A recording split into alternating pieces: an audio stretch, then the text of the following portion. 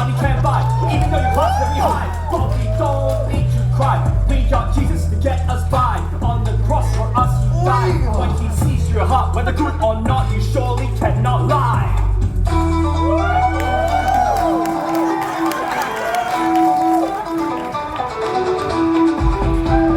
Talking to you all is like playing the piano to a cow. You don't know what it's like to be in our shoes, and now there are others who will scorn us for our race and our culture. Among the elite, we must be like the vultures. You said you want to be happy. Well, that is an illusion. We put our family first. Chasing dreams is a delusion. We show off our best, something grand for all to see. It's nothing personal. It's just business to me. Just cause we work for our money doesn't mean we are beneath. You think your wealth will last, but even that will fade away too. Your treasure comes at a price. Perfection demands sacrifice. We're storing our treasures in heaven with God's provision suffice. Instead of buying things to impress people who don't care, we buy things we love and need, and we're more than willing to share. I am called to be a blessing, not to be a billionaire. Even if you walk away, I still keep you in my prayer. Let the beat drop. Now it's time for Chinese New Year. Sing along, celebrate with all our family here. Together, let us raise a toast to our future. Hope that in the end, we'll have a happy new year.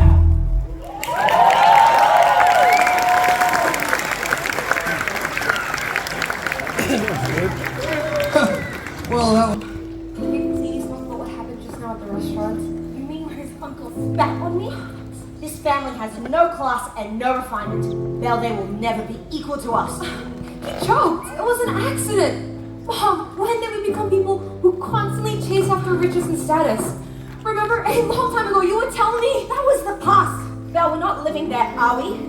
Everything I do is for your own good. Okay, why don't you just listen to me?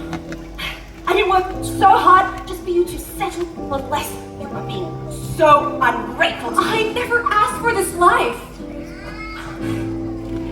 Belle, I worked so hard to build you this life, to give you all of this that I never had, and yet you go off and settle for someone poor. Have you ever thought about how this would make me look? I think you forgot what's most important. We weren't living like this. You weren't like this. Remember, you and Dad, when you first started off, we weren't well off. We needed so much help. And in fact, it was the church uncles and aunties. They were the ones who fed us. They were the ones who put a roof over our heads when we needed it. Do you know what they were really doing, Belle? They were taking pity on us. They were looking down on us. I'm saying all of this so that they will not look down on you too, on us. How could you say that? Those were the people who showed us grace when we needed it. That's not pity. That's love, and you can't buy love. Love. That is ridiculous. In this world, you have to earn it. And me? Do I have to earn yours too? Of course you do. Wait, what? No. Wait, that's not what I meant. What I just said. What have I just done? I've become the voice I promised I would never be.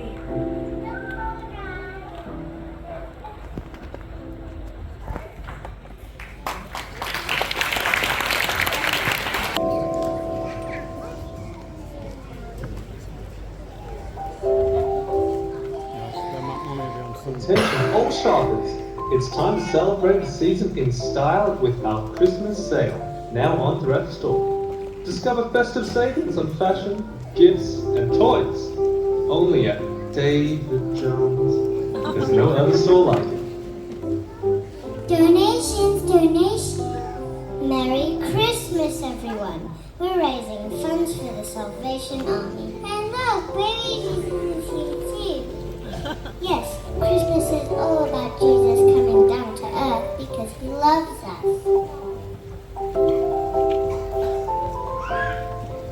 Ladies and gentlemen, please join us at Central Court for a special Christmas choir performance in support of the Salvation Army. Let the sounds of the season warm your heart. and help us spread joy to those in need this Christmas.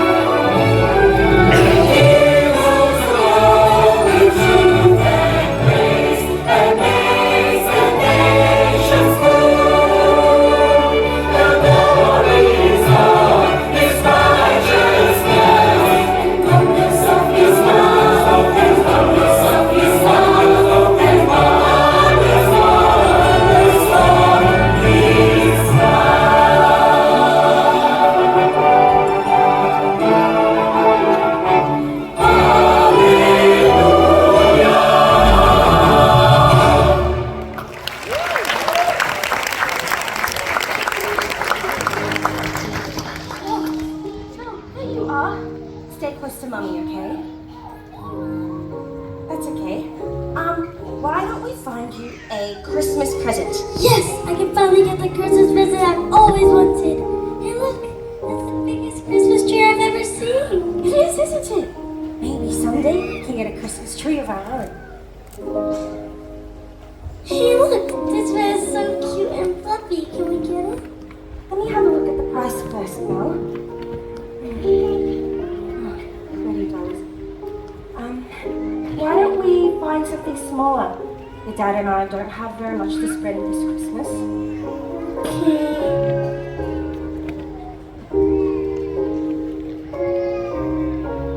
Hey, look, there's a mini one. Can we get it?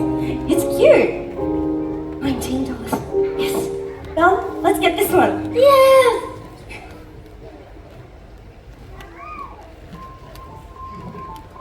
I've already got this, and this. Do you? No, but my mom's gave me a Christmas present today. Look, Mom, I want all of these new ones. I'm sure you've got plenty of room at home for more. Don't worry, Nick. They'll be ready at home for you by the time we get back. All right!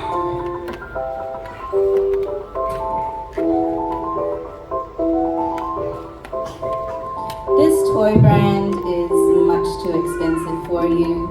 It's all imported. Not everything here is for everyone. Well, we're only looking for something small. My daughter has Christmas. Of course. It's just that these kinds of places, they can give people the wrong idea. Sometimes it's safer to just shop where you can actually afford. It saves disappointment. In the real world, yeah, love, respect, and even attention, they're reserved for those who can pay the price.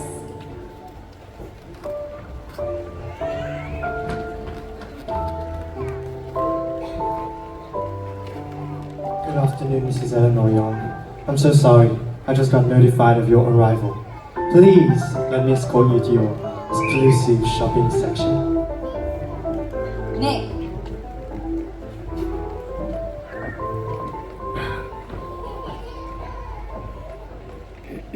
Who's she, Mom? No one important, though. She made us feel small for not having enough. She made us feel as if love and respect is something you have to buy. But don't you ever believe that lie. That is the voice of the city of man. It can be loud and shiny and powerful, but it's empty. It makes people chase after things that don't matter.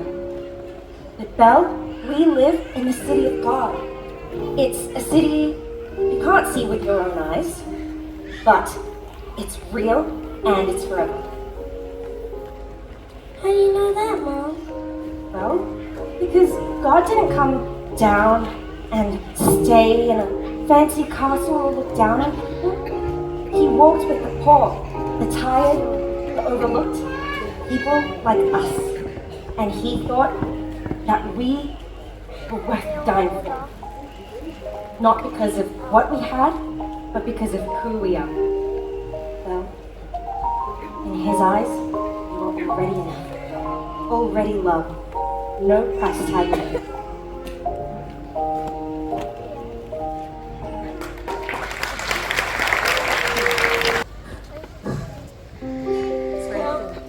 So sorry. Why won't Mom understand? Why won't she love me? I'm so sorry. I promised 10 years ago she would have loved you.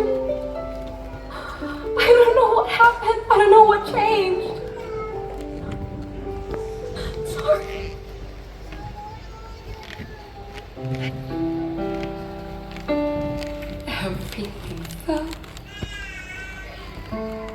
Everything felt so right until she came along and set all my dreams alight. Everything fell apart because she started chasing things with a hardened heart. Wish I could go back to the time when she would pray for me. I'm feeling so trapped right now. I want to be free. I wish I could go back to the time when she would be there for me, no matter what. But those days are gone.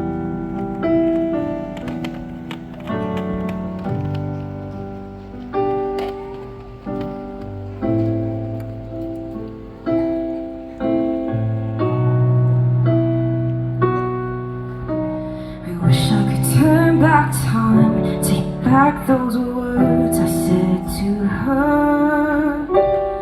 Would she forgive me now? No. No. I'm so sorry.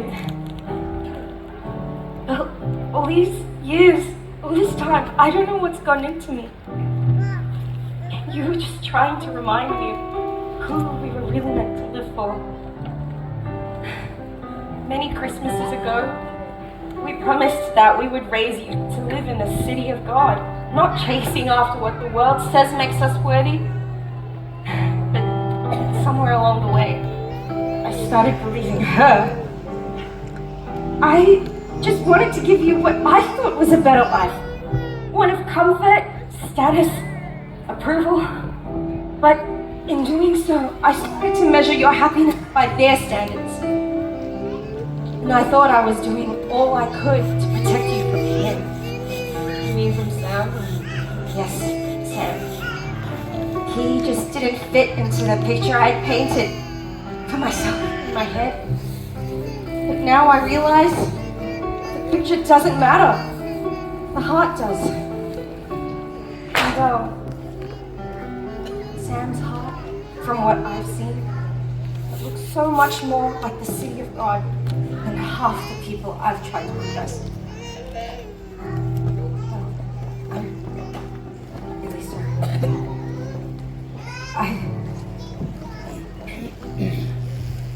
sight of what really matters. I judged Sam, and I tried to push you into a life that impresses others rather than one that honors God. I hope you'll forgive me. I know that you love me. And long ago, you were the one who taught me that God, he could have stayed in heaven with his heavenly riches. But no, he came down into this world as a baby, into a manger with no crib for a bed, just some straw and animals. And Jesus, he walked along the broken, the forgotten, the poor. Not because of what we ever did to earn it, but because we're his. Our identity is in him, and that's enough.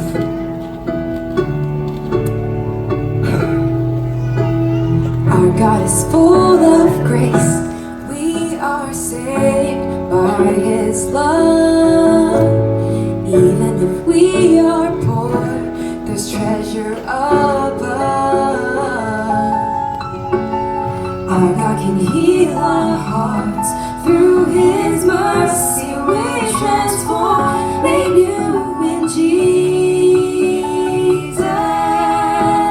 Christ.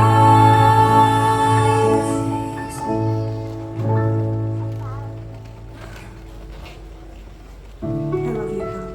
I love you too, Mom. There are still a lot of things for me to unlearn, but I'm to try and make things right again. Starting with having Sam over for dinner. Yeah. What about his family? His family can come too. Even Uncle Young? Yes, Uncle Young can come too. But no more cookies. Mom. Fine, cookies. I love you, Mom. Let's go.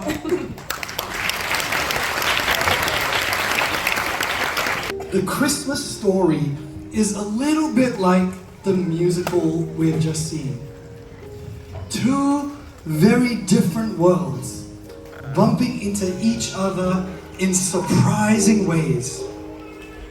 You know, it's so easy to get caught up in a world of what most people today would call riches, right? After all, who doesn't like it when people look up to you, when you have nice things, like you're successful, influential, powerful, rich? You know, one of the most influential thinkers in history, Saint Augustine, wrote a famous book called The City of God. He wrote it after the fall of Rome, where everything they had known had been destroyed by barbarians. And in this book, Saint Augustine makes a simple but important point. He says that there are two cities that run across human history: the city of man and the city of God. The city of man is the world that we build, right? Our systems, our status, our money, and our reputation. The things that we make for in this life. Now, of course, these things are real and they're often good, but we know that these things don't last. And actually, all is not lost when we lose our earthly things. That's why St. Augustine was writing to the people when Rome was destroyed. You see, things from the city of man are just man-made. Like when we think of our shoes, or our Instagram likes, or even the money that we print for ourselves. They're only really good for us here. And no one is taking worldly riches with them to eternity.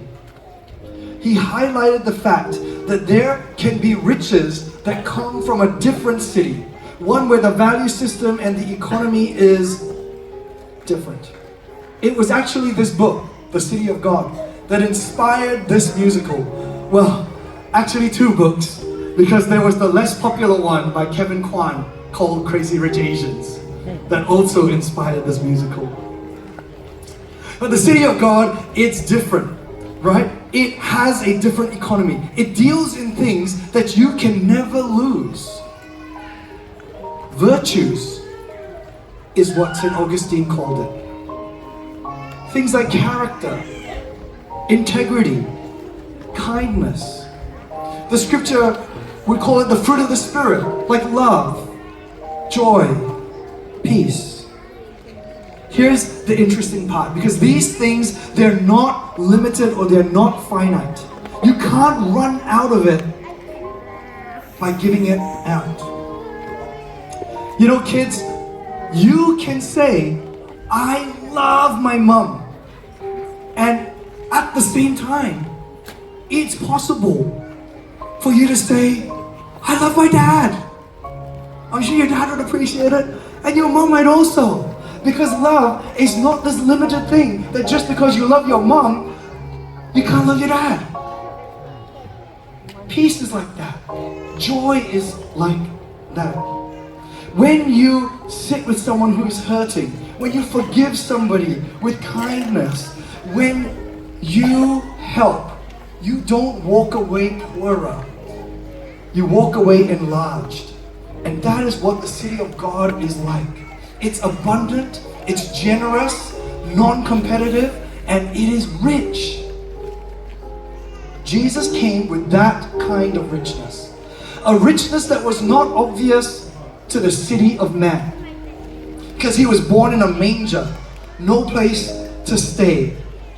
No fame, no status, none of the advantages that you would expect from someone who would change the world.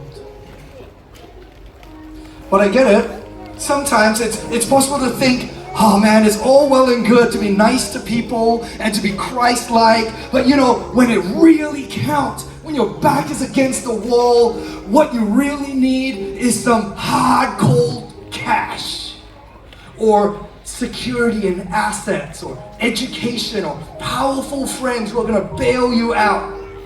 That's the real world. And all of this Jesus stuff, humility, goodness, love, it's not really going to make a difference.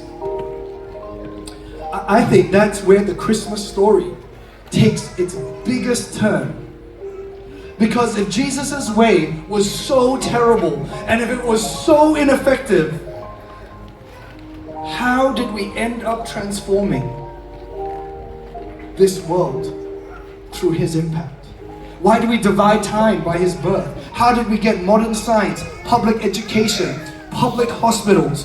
Why do people celebrate Christmas all around the world? And why is the name of Jesus still known thousands of years later? Because he certainly didn't come to earth with the kind of riches we would expect. Jesus would assert that the way he lived, the kind of person he was reflective not just of the qualities of a good person.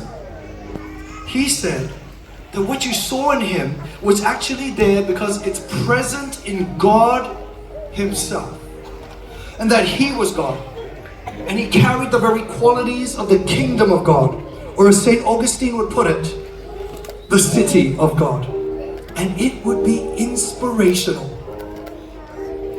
I don't know if you know that one of the main reasons why Christianity spread across the late Roman period was because of the kindness that Christians showed, according to historian Rodney Stark, who wrote a really good book on it, by the way.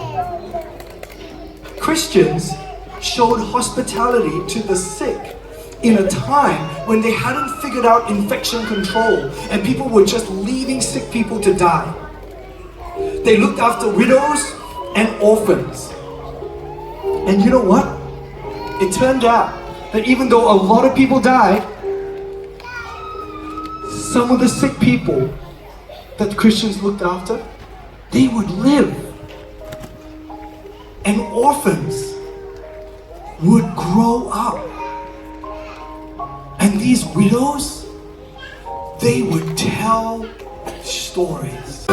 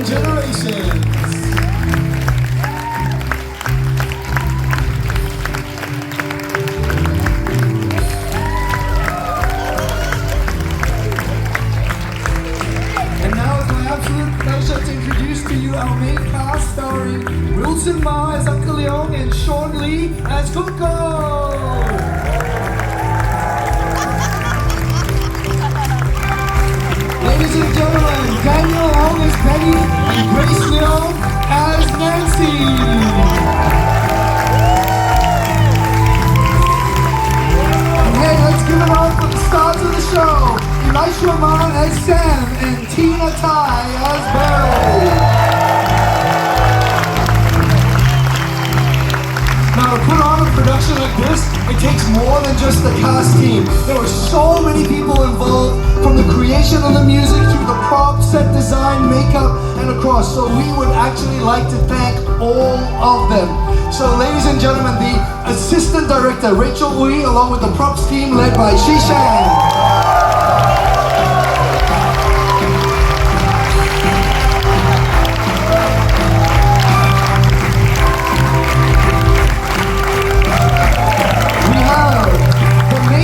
Costumes team led by Arella Gore and Stephanie Law.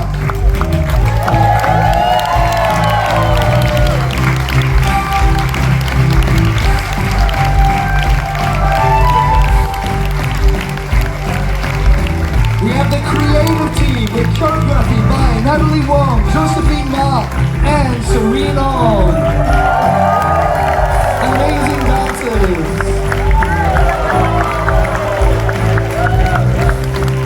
You know this, but all of our music was written, all original, created by our music director, Chris Kai.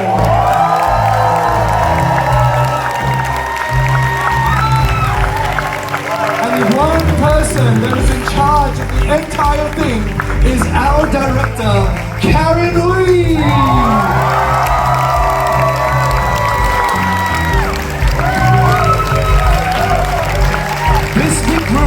Was supported by an amazing production team. Can we turn back and look at all the guys in the sound desk and right in the camera?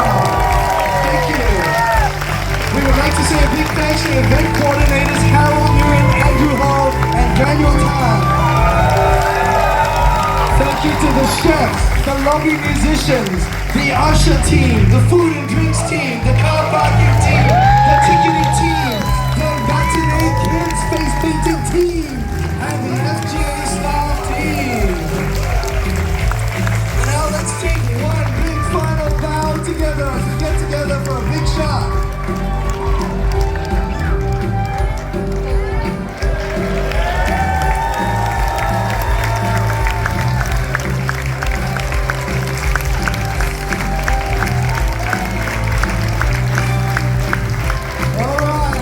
Gentlemen, thank you for coming tonight.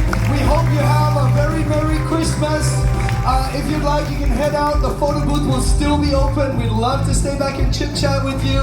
Have a great day and may God bless you.